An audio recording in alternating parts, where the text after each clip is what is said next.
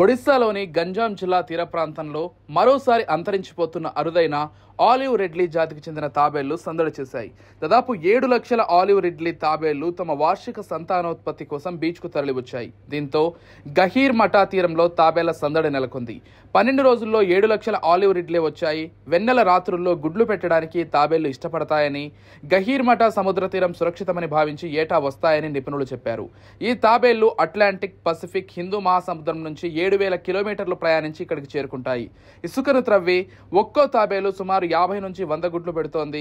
50 రోజుల్లో పిల్ల తాబేళ్లు బయటకు వస్తాయి. అందులో 30కి పైగా మాత్రమే జీవిస్తాయి. కొన్ని తీరంలోనే చనిపోతాయి.